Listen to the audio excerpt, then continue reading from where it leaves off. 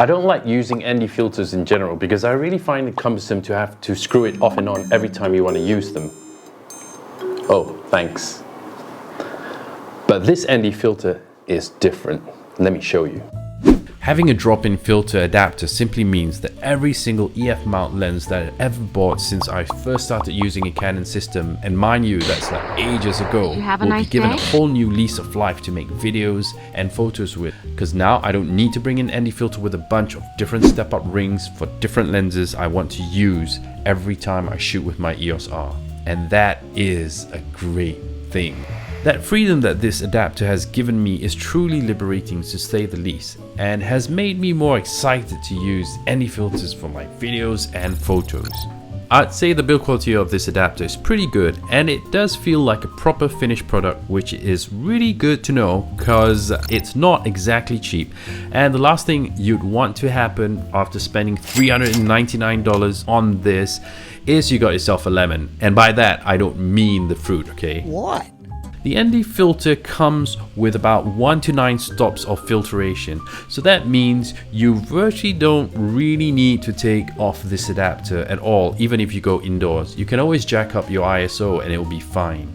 Shooting with slower shutter speeds is now really a breeze with this adapter, and what's really cool is the image quality is really good with hardly any color cast at all, except in the extremes. As for the color cast, you don't really see anything at all, but don't go to the extremes, you'll definitely have a bluish tinge. With this drop-in filter system, I hardly notice the dreaded X pattern when the filter is set to the maximum intensity, and I suspect it's perhaps due to the design advantages you get filtering a lens from the back just before the sensor instead of the front of the lens. What I mean is that most of the light from the image has passed through much higher quality optics and thus hasn't been distorted as much as compared to having an ND filter from the front of the lens itself. If the filter isn't up to scratch optically, I think having an ND filter in the front would definitely drastically affect the final outcome of the image sharpness for sure.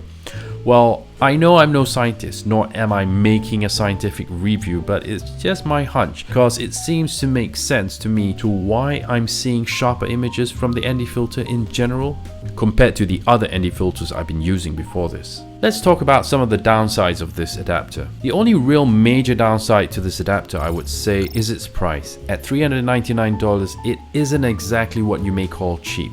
Also, it would have been great that instead of a minimum to maximum indicator for adjusting the intensity of the ND stop, it would have been nice that they use real values like the Peter McKinnon Polar Pro ND filters. Another downside to this adapter is that whenever light conditions get really low, pulling the ND filter out would leave a gaping hole that would allow dust in.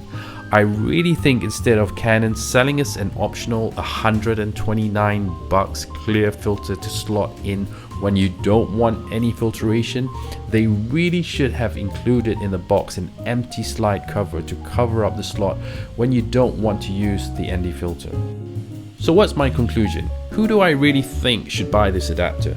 For me, if money was no object, I'd say this adapter should really be bought by every single EOS-R owner. In fact, it should also be accompanied in the EOS-R box alongside with standard EF to RF mount or RF to EF mount, whichever way you want to put it. I really think it is that good, and I really think it's invaluable for all you EOS-R owners out there. I just can't imagine not using it nowadays. I'm literally using it every single day I'm out for a shoot, simply because it makes life so much easier than bringing all those screw-in type ND filters. When you buy this adapter, you have one less worry on your mind, and it allows you to focus more on your composition, which I feel is more important than having to waste your time screwing on adapters. So that's pretty much my take on this adapter. If you did find this video useful and you got something out of it, then do hit me a like, and please do subscribe to my channel for more content like this.